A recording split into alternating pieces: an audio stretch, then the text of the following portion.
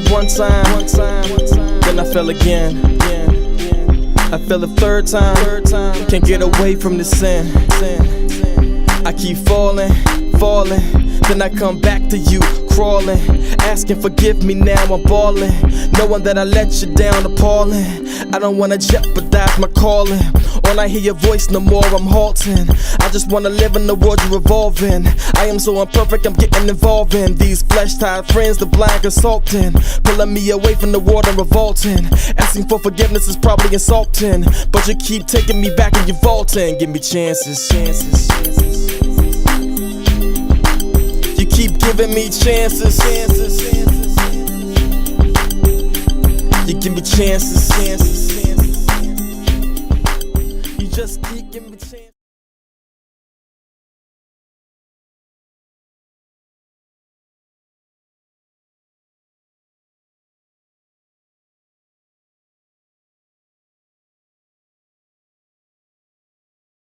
King.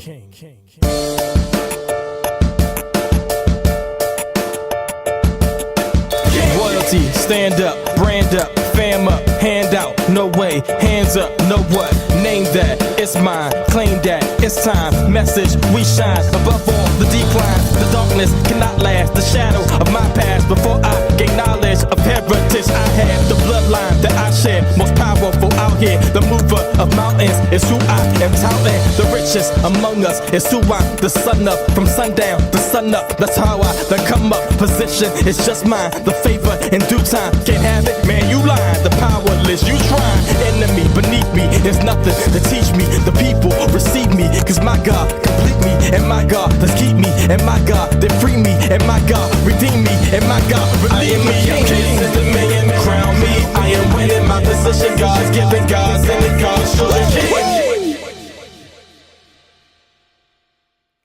Ladies and gentlemen, welcome to the Elevation Podcast. My name is Shawn Riff-Raff. The same thing we do every week. We come here, we come together, and we have conversations based on having how do we connect with people all across the world to see what is it that we all have in common? What is it that we have in common versus our differences? What can we do? How can we see how everyone's lives are sort of interconnected as humans? Today I have a special guest coming on. Her name is Yvette Walker. She talks a lot about joy, and I think joy is one of the most important things that we could talk about here coming out of this here wonderful pandemic. Let's bring her on. Hey Yvette, how are you? Hey, I'm well. How are you? I am okay. It is wonderful to be alive in this, to be witnessing this. I feel like I've witnessed a lot of things in my life that my grandparents didn't get an opportunity to see or to witness, and so you are what area? You are in Oklahoma, right? Mm-hmm. Yeah, I am in Oklahoma. So Central Park, Norman, Oklahoma, which is just kind of a, I shouldn't say a suburb. Norman people probably would not be happy. Just south of Oklahoma City. What's in Oklahoma? What's the pandemic like? How has it been dealing with it? I know how it's been dealing with it in DC, and it's been complete and absolute hell. But what is it? What is it in other places? So our numbers have been climbing, obviously, like every place else. I think that we have been lucky. We didn't have quite the numbers that other states and other cities have had. We have had a mask, no mask debate going on. We see that everywhere. Same thing here. Do we wear masks in the churches or not? All that type of thing.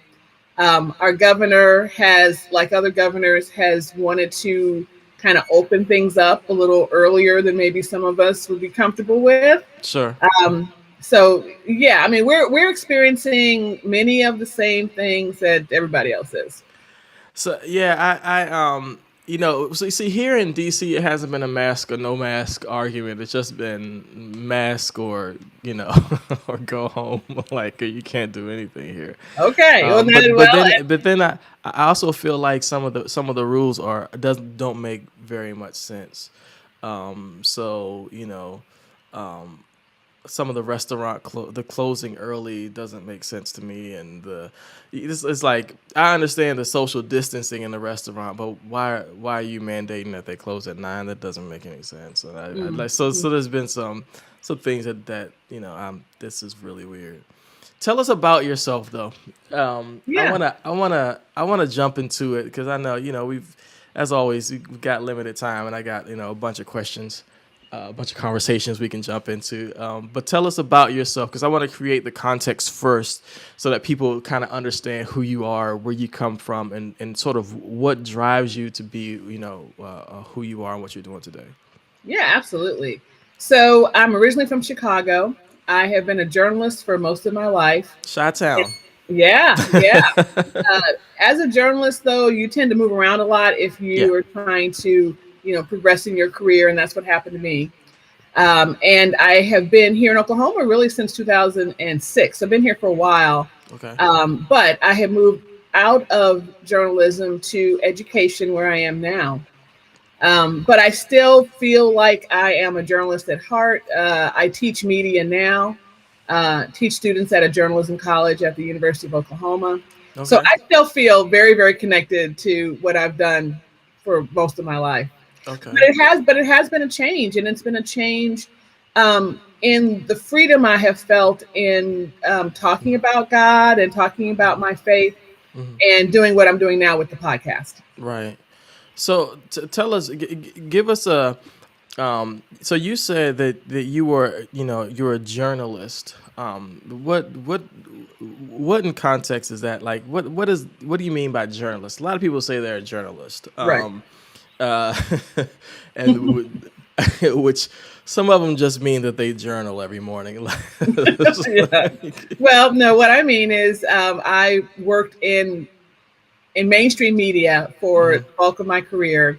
Got a degree from a journalism college and worked at primarily at first newspapers because Mhm. I am of that generation, and then moved into websites Okay. where I worked with reporters. I was a reporter at first, and then I moved on to the copy desk where I'm editing and making decisions about the headlines and things like that, and then moved on to working with the reporters and helping to shape stories and understand, what we need for our audience. And so, most recently, the last thing I did was I was the night news director at the Oklahoman, which is the major newspaper in Oklahoma City. And I would say the state, but there is another newspaper here, so in the state that's also very large. But I'm gonna claim the Oklahoman as that.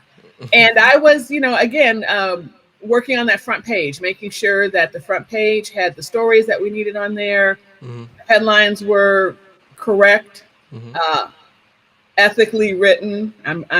Media ethics is very important to me, Okay. and all of that. So I would say, yeah, I'm a legit journalist. Yeah. You might be a legit journalist, but did you ever have to run after somebody to catch them and get the story? Oh yes, of course. Because you're not legit I unless you covered I trip up or covered something. yes, I covered police, and I had to run after police, and I got the 4 a.m. calls where they said, "Come, we're about to do a raid. Come with us." Yeah, no, I did that. So give us a crazy journalism story. Oh gosh. Give me So, like go deep to the craziest one that you well, can say the craziest publicly. one was just that. So I get this call at 4 a.m. and my contact at the police said, "We're about to go, do a raid on a house. Come with us." And so, I was young and stupid, so I just did that. I mean, when I think about it now, I'm like, okay, not only did I go on this raid with them where they had guns drawn, they put me in the front. Why was I in the front? What? So I'm not quite sure about that. That was probably the craziest things, but just covering a lot of murders. At the time, I worked in Gary, Indiana. Okay. No shade to Gary, but when I was there, Gary was the murder capital per capita of the country Mhm. at that time. So for a city of its size, it was the murder capital. And so I Yeah. covered a lot of murders, and that was difficult. That was difficult, and it made me rethink what I wanted to do with my life, and how did I want to spend this time with this kind of work. And then also, it made me rethink how I felt about things like the death penalty, lots of different things. So yeah. That's interesting. That's really interesting. So tell us about what you're doing now, as far as teaching people, because Yeah. I want to talk about your podcast and stuff, but I know we're gonna spend the bulk of our time there, but Oh, sure. but tell us right now about, like, teaching people and the lessons that you teach and that type of thing. Even the question, where is it going? Where is media going? News media, is it going downhill or whatever? I always like to tell people that it's always about the platform. So, the way we get our news today has changed, will continue to change, because technology will drive how we do that. But those basic skills, reporting and storytelling, still there and must be learned. And so I teach an intro class, and I teach an intro class every semester, but I also occasionally teach the journalism ethics class. And we teach about, understanding the messages that we're receiving. So, some people call it media literacy, understanding, you're being sent a message from a sender, right? A sender has a message that he or she wants to get to you. And then that comes to you over some kind of a channel, right? And then you receive it, and you have to figure out what to do with it. And so we talk about that. We talk about deconstructing those messages. What does it mean? What are they trying to sell me? Even if it's not a true advertisement, someone's trying to sell you something. And we talk about that. And we talk about whether or not the information has been gathered ethically. And when it's our turn to do that, how are we going to go about doing that? It's really important. So we talk about those types of things. So what type of students are, when people come to you, what are they trying to get into? Like, what are they educating themselves in your field, for? So when I first see them in my intro class, they could be interested in a lot of different things, mostly media, but media can mean journalism. It can mean advertising. It can mean PR. So they are really kind of just dipping their feet into the world of media and trying to understand, is this for me, and kind of where do I see myself in this? Right. And so that's where I first see them. By the time I teach them in journalism ethics, they're pretty much, I'm going to be a journalist, and so I want to make sure that I'm reporting correctly, and I'm not really breaking any of what we like to say our rules. Right. That's super interesting. When you're talking about ethics, what is that? Obviously that means different things to different people. But what are journalism ethics? Like, what does that mean? Like, what does it mean to you when you say that and you're teaching a class on things like ethics? And I want to say it's not a misnomer. That's kind of a joke, because people are like, journalism ethics, that doesn't work. Yeah, no, we really do. I'm actually on the board of the Society for Professional Journalists, and we have an ethics, SPJ ethics guidelines, which is used really all over the country. And so, there's four major tenets, but basically, we don't pay people for news. So if someone pays to get a story, then that's not what we would consider a transparent, ethical news source. Because we want to share, we want to get the news from someone really only because we feel like it's important enough to share with our audience. And if we have to pay someone, then I can't tell you for sure whether or not that's for real. They may just want money, and they may not be telling me the truth. I want your story because you want to share your story with me so I can share it with the audience.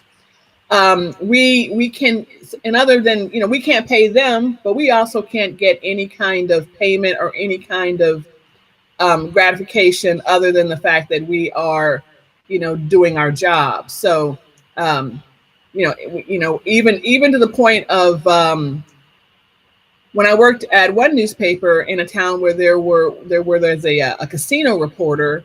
That casino reporter couldn't go to the casino. That was a part of their life. If they enjoyed that, they could no longer do that if they were going to cover the casinos. Mm.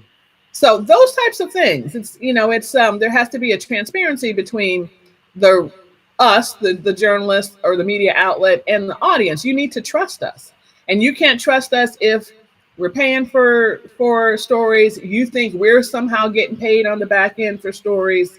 You can't trust us in that way.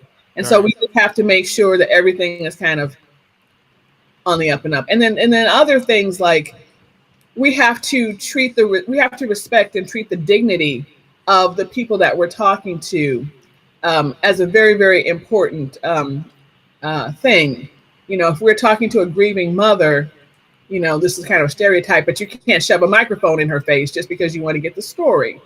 You have to understand that she's a grieving mother, and you have to try to come at it from a different kind of way. Sure. So those types of things. And I hate talking about politics, but I'm gonna ask you something. Okay. In this prior season, there were a lot of people. When I say prior season, I mean post January, pre-January 20th. That season. There were a lot of people that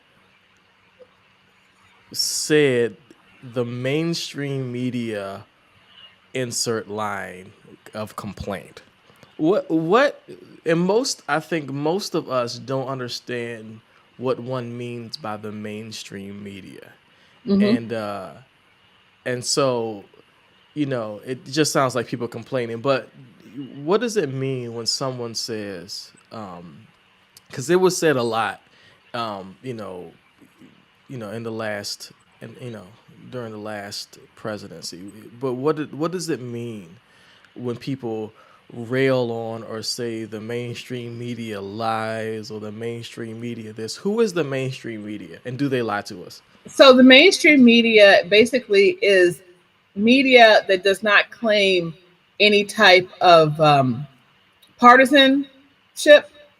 I mean, it should be objective journalism sources. Now, there are people who disagree and say that the Washington Post and the New York Times are not objective. I mean, there are people who say that, but those sources are credible and they are objective. Most local news outlets, like your hometown paper and various websites associated with it, those are going to be objective and credible. Right. It's possible. Now, there are some, media outlets that do claim a partisanship, such as, Fox News, Fox TV. And I think that they would argue that, yes, they are conservative. Now, whether or not they are conservative and objective, people would argue, can that happen? Same thing with MSNBC. If they're more on the liberal side, can you claim a partisanship and be objective? I think that's a fair argument. But just saying, and I'm gonna mention our former president, Donald Trump, who basically said that all media lied. Well, number one, not true. I worked in media way too long to know that just does not happen. Right. And there's too many checks and balances to make sure that it doesn't happen. And if there is a mistake made, then we write a clarification. So when Donald Trump became president, we talked about him and his administration a lot in class, not because I voted or didn't vote for him, but because for the first time, and I won't say ever, because way back in colonial times, there were definitely partisan media outlets. So, and there were definitely leaders who tried to tell people, the media, what to do. So I can't say it never happened, but the first time in a long, long time, we had an administration who was at such odds with pretty much every single media outlet except for Fox News. We'd never seen that before. So the way that the administration dealt with us as journalists and as my students who were going to be, journalists, potential journalists, we had to talk about that. It was just very unusual. So when we have an administration that basically said that journalists are the enemy, he said that. Right. That's something Enemy that of the we people. I had to remember. talk about, and we had to Yeah. deal with that, and we had to understand what we had to do, what our responsibility was as journalists to help our audience understand what was going on, that we're certainly not the enemy, and to be honest, to promote ourselves maybe a little bit more than we had done previously. You may have seen, for example, the Washington Post take out, and I think also the New York Times take out full page ads saying we're not the enemy, or something to that degree. Right. We never thought we would ever have to do that. I mean, it should be pretty clear that no, we're not the enemy. We're actually trying to tell you what's going on.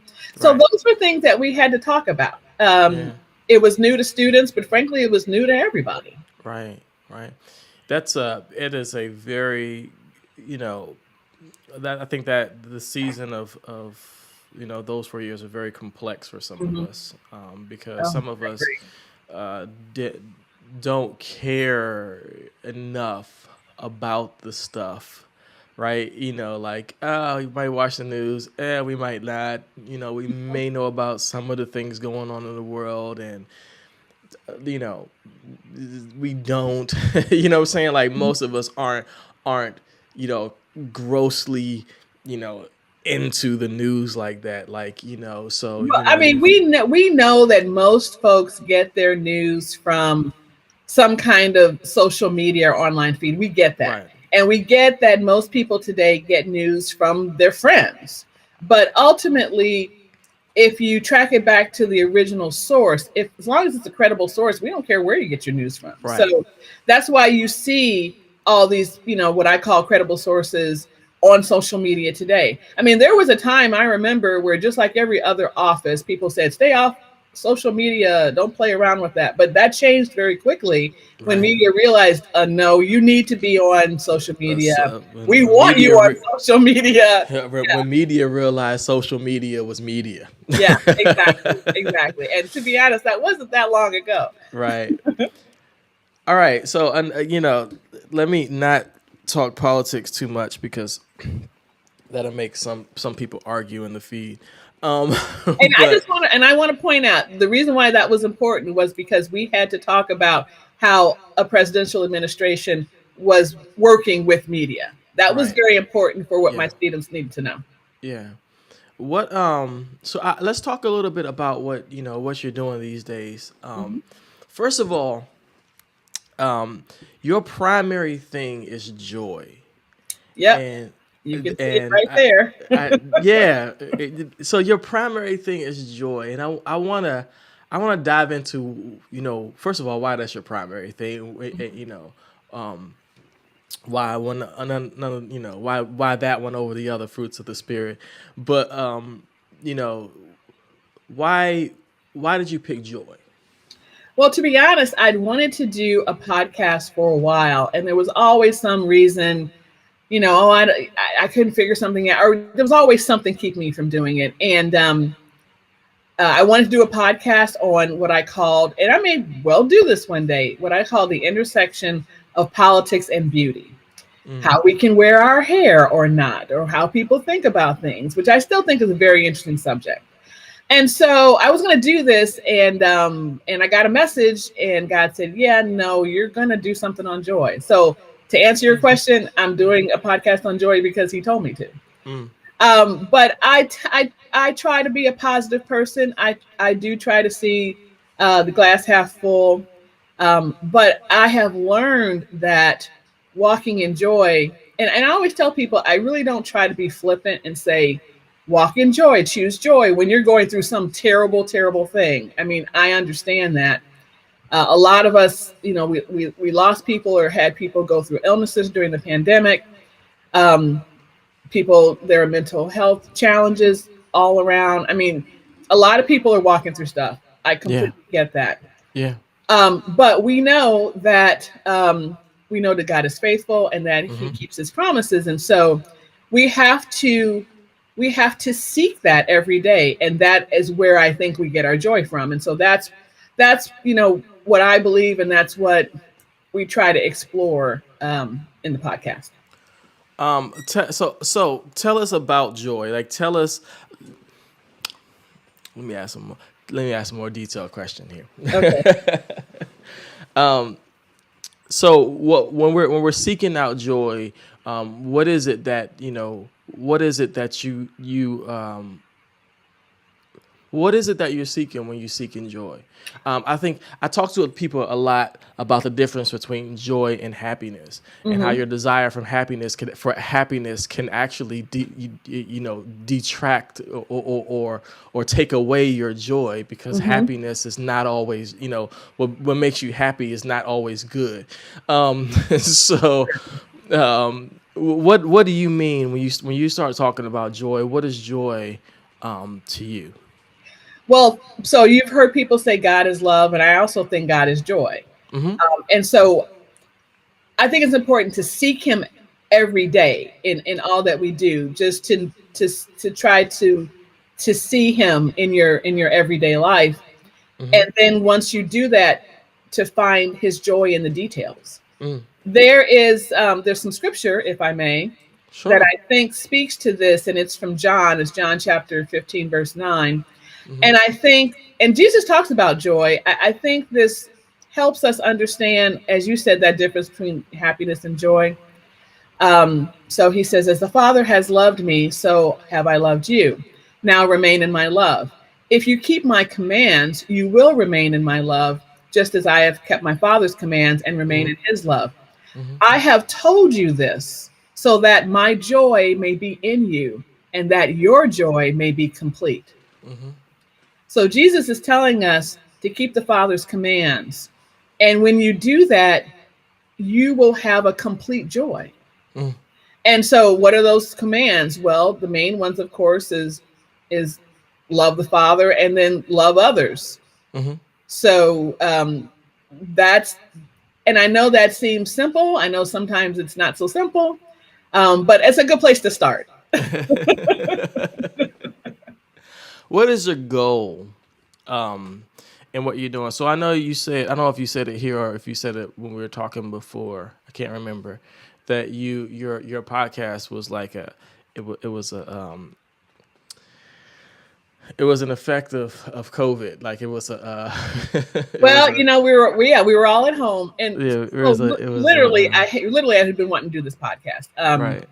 At school, there's a podcast studio. So, I mean, there was all these opportunities, right? And for whatever reason, it just hadn't come together. I'd appeared on other podcasts. Some of my colleagues at the school did a podcast on entertainment, and we were talking about Netflix shows and all that. I mean, there was an opportunity to do it. But finally, we're home. I have a computer. I have software that I know, I like to say, just enough to be dangerous. And I said, okay, I'm just going to try this. And it's going to be about this idea of politics, intersection of politics and beauty. And that's when he told me, no, it's going to be on joy. And so, okay, didn't do a whole lot of planning, just kind of figured out how to do it and said, it's going to be called Positively Joy. And I like to point out, and it's funny to me, I like to point out that the word or the phrase positively joy actually is not grammatically correct. So I wouldn't have chosen that. He gave me those words. So I said, okay. So I mean, for real, it would be positively joyous, but that's not what I heard. So right. That's where we're going to go. Right. And so I just started, and I started off, the very first episode was with a good friend of mine who is, a beautiful spiritual woman who had COVID. She was the first person that I knew to come down with COVID. And I said, okay, we're going to talk to a Christian with COVID and see how she's dealing with this and how is she still able to walk in her joy? Because at that time it was still early and we didn't really know what it meant, and we didn't know what was going to happen. Yeah. And so we, and again, and I knew she was going to walk in her joy. I know that's the kind of woman she is. And so we talked about that, and the funny thing is, because there are no coincidences, because it's all God, she had just started a blog called Praises in the Pandemic. She'd started that blog before she got COVID. Wow. So we talked about that. We talked about how she was dealing with it. Very, very happy to say that that she was healed and she's fine now. But that was back in May when it was still fairly early and we didn't know. So that was my very first episode. Wow. And then after that, I talked to a lot of people in different walks of life, like you do, trying to see how, through what they're doing, how they're finding their joy, how they're encouraging and supporting others people to find their joy in various different ways. And so really, that's what we do.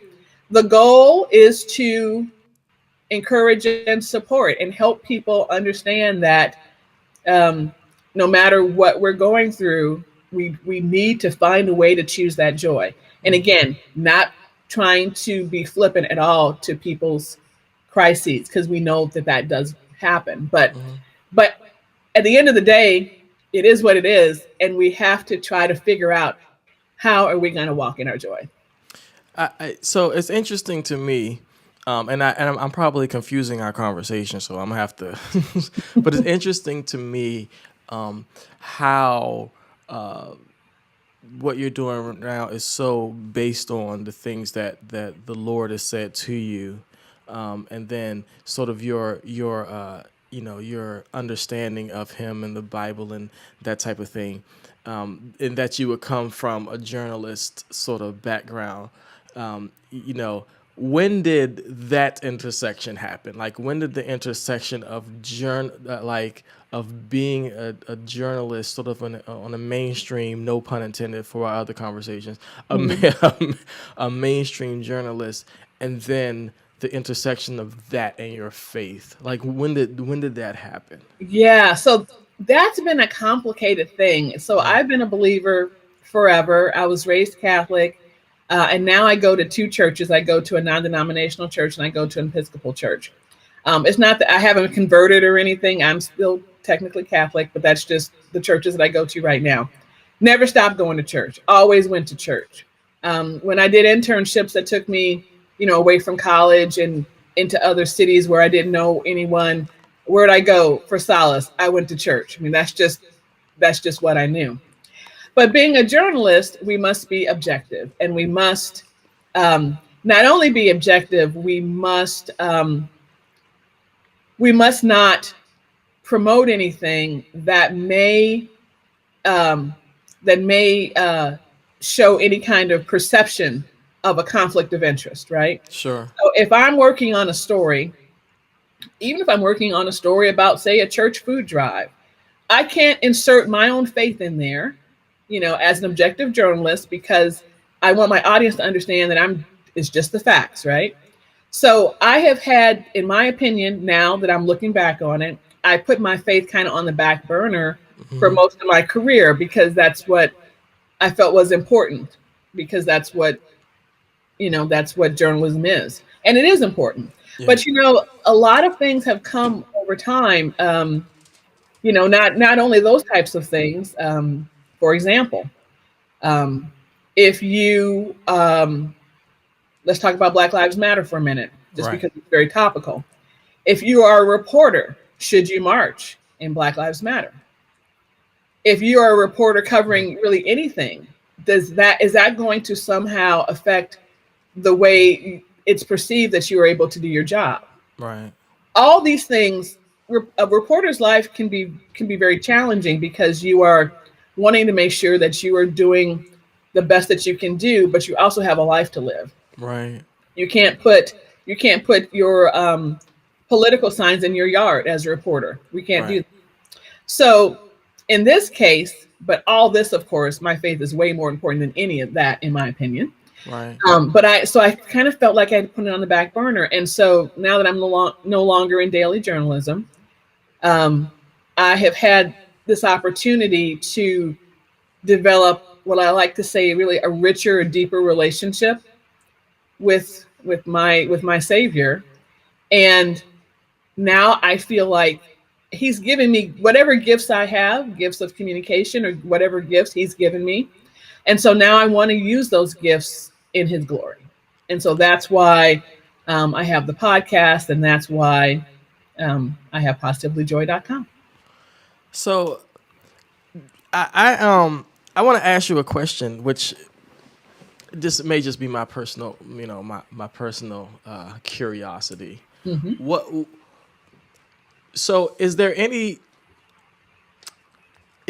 possibility, Christian news media, is that a thing? Is that a possibility, or is that just like watching conservative news media?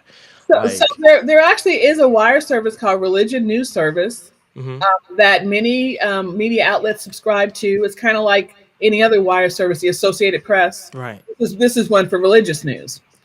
But it's interesting because it's still kind of straight objective news about religion and what's going on in like different faiths and things. It's not advocacy. right, Advocacy journalism is a thing, but it's different.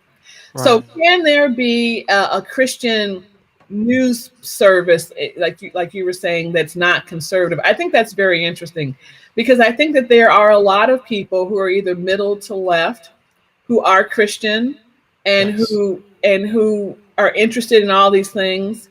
But for whatever reason, we don't really seem to see that come out, and I'm not quite sure why. Oh, yeah. Hmm. Because I've always found, like, like when you watch Christian, I've watched Christian news media, different Christian people who, ascribe to say that they're Christian news, Hmm. will also be conservative, opinionated things, and I'm like, well, if it's conservative, is it really news, or is it just opinion programming? I think a lot of it is tied up in their beliefs and even in biblical beliefs. So we know there are some social issues that um, people will fall on the side of more conservative because they believe that the Bible says to do something. But then, if you are the kind of person that understands that Jesus came to abolish the law, so the law of the Old Testament is no longer, there's just now Jesus, and he told you to do two things: love God and love people. Then some of the I think the more harder conservative um, feelings about social issues, I think they become blurred a little bit because Jesus told you to do only two things: love God and love people. Right. Love and respect God and obey God, let's be honest. But Yeah. also to love your neighbor as yourself. So I think some things blur, but I think there are many people who hold more harder conservative beliefs because they were taught that and because they believe it's biblical. And I'm Yes. not going to tell anybody because I'm not a Bible scholar. So I Right. can't say that people are right or wrong, but I just know what Jesus said. And there are a lot of times that I find, to be perfectly frank, left of center Christians exist a lot in the black church. And when you go to different black churches, you'll find a lot more, not completely liberal. I Mhm. haven't found a lot of completely liberal, but you find more left of center people, Yeah. you know, in the black church.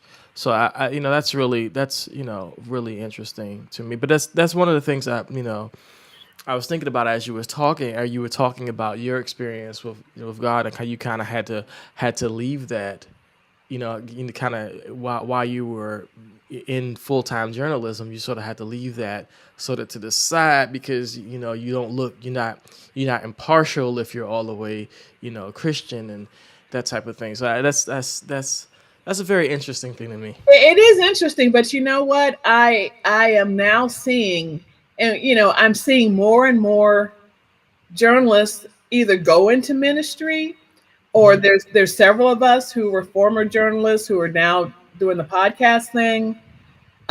So yeah, I mean, there's a lot of journalists out there who I think maybe have struggled with this and have decided it's time to basically give my gifts to the Lord.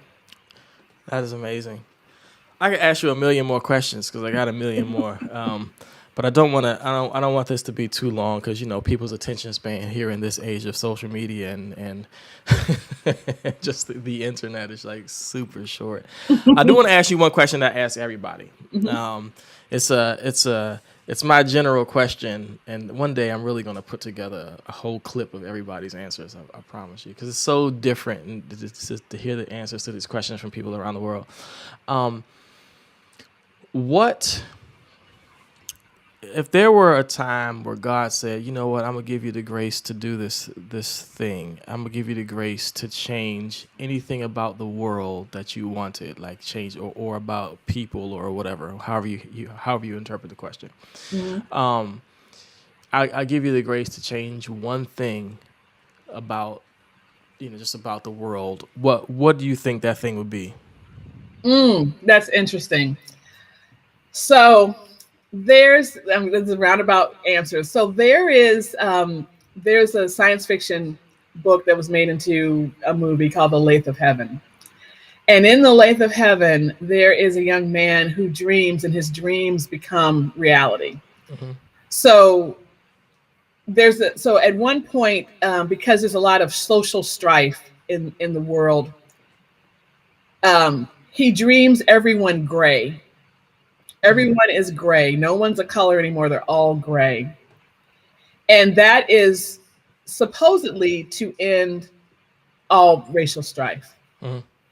At one point in the book, he dreams everyone back to being how they were. And he realizes, and I think everybody realizes, that it wasn't the fact that everybody being gray was going to end all racial strife. We need to be all different colors, all different backgrounds, who we are, our different interests, all of that makes us different.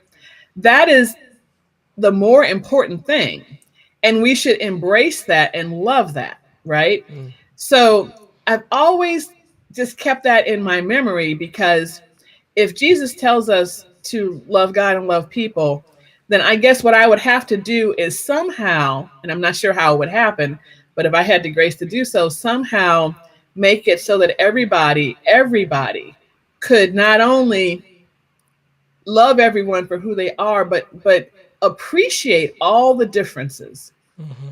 Understand that those differences are so important to making us that neighbor that we're supposed to love. Yeah. So I don't know how to do that, but that's what needs to happen. That would take the grace of God, and yeah, it would. That would for sure take the grace of God, because some people just don't want to. Mm-hmm. Don't want to. Man, listen, this has been a very interesting conversation, one of which I could continue. Like, we could just continue this, because I've got mad questions. I'm going to have to bring you back to do some more. I would love to. I think that a lot of people are interested in your experiences. And even if they're not for their own lives, they're interested because it helps you understand the life around. Like, so if we sit here talk about journalism, you sort of understand what's happening in the world. And I think that, people are not going to study it themselves. They don't care that much. But, but I really appreciate you coming. Well, I think I love it. I would love to come back on. We've got, as you can see the website there, positivelyjoy.com, but we have a community on Facebook called Positively Joy Community, where we have a lot of conversation going on there. And last night I started the launch of our club called Positively Joy, and we're going to be on every Wednesday at 7 p.m. Central. So for more conversation, cool. I hope you can join us. I'm a follow it as soon as we're done. Not that I use Clubhouse that much, because it seems like a whole bunch of, like we used to have a whole bunch of conference calls back in the day, and I listen to Clubhouse, and I'm like, this just like seems like a list of pick a conference call to get on. It's like 1-800 conference call thing. It's got to be good conversation. That's the thing. That's awesome. Listen, I appreciate you so much for coming and doing this. I appreciate you being here and taking your time out through all of our technical difficulties that we've had. And it just it's been a journey here. But I appreciate you doing it. I do appreciate you doing it. Thank you so much. Yes, Shawn, happy to do it, and happy to come back. All right, no problem. This has been the Elevation Podcast. Join us every week as we are doing this. We're just talking to different people and understanding different points of walks of life, and you learn a lot. This is a lot. This is why it's called the Elevation. Thank you so much. My name is Shawn Riff-Raff. And see you next time. Peace.